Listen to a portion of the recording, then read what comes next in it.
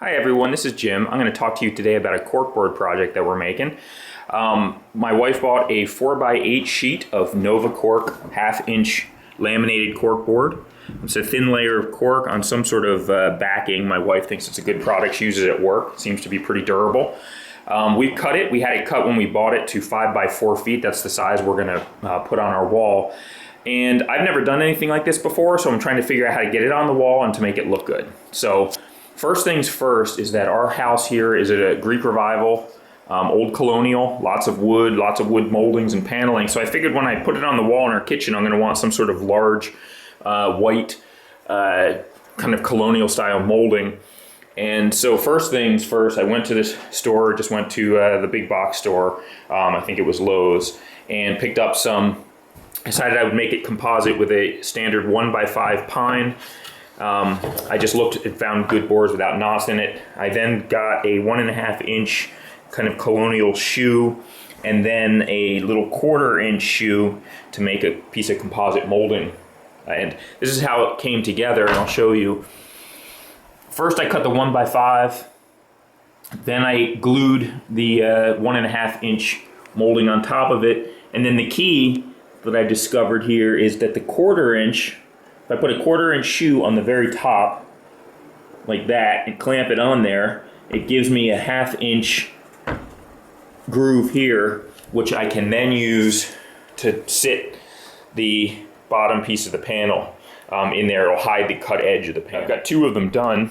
I'm just dry fitting it. You can kind of see how it works. So you can see this panel board falls under this little overlapping piece right here. And if you miter them all, and do a good job, everything will shape up and look good. So the next step here for us is I got to figure out how to get this on the wall. And I've never really done this before. So I'm going to try gluing it and just making it permanent. We want it really tight. I'll show you where it's going to go to the wall. So this is the kitchen. This is where it's going to go. We're going to put it right across from our island. It's kind of cluttered right now. So this is how we did it, or this is how I'm going to do it. I've never hung a panel before like this, so I'm going to just glue it on permanently. So what I did is I just screwed on a 1x5, which is the same width of the the molding, exactly where it's going to go. We're going to bring just the board over, rest it on this ledge, and slowly press it into place. And hold it there and use rolling pins and other things to try to get it smooth and try to get it secure.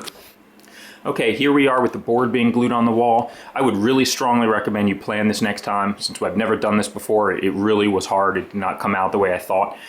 We put 2 tubes of glue on this, panel glue. We thought we would just rest it on the bottom board and push it up, and it would be tacky enough to hold it there, and that we could press it down and just kind of have it stick there and just be there. But it didn't work out that way. The glue is not tacky enough. The board was just falling off. And worse, the wall is kind of bumpy. It wasn't straight, and so the edges of the board were peeling off. And the way we designed our trim, it needs to be solidly adhered to this. So we had to run around with like chickens with their head cut off. We had to create some sort of press down rig, which is what you see here. And what I did is I screwed quickly 2 pieces of wood across studs that extend beyond the boards, both top and bottom.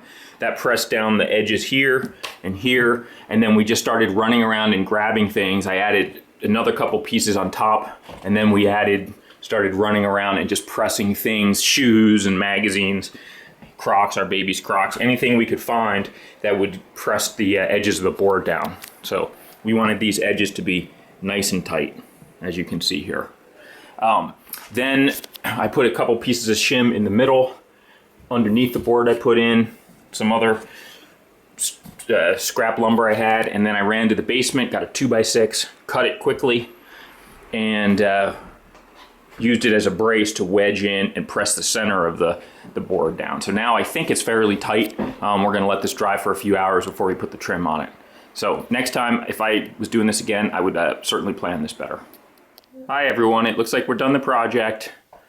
It was a little challenging to get the trim on because the wall wasn't level or plumb, and so I had to put some screws in there and tighten it down, but it came together. It looks nice. You can see how it looks like in our kitchen.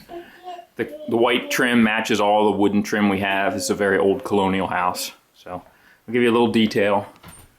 You can see how the molding came together. The little overlap seems to work nice. And that's it. So I'm happy with the project. One last view, signing off.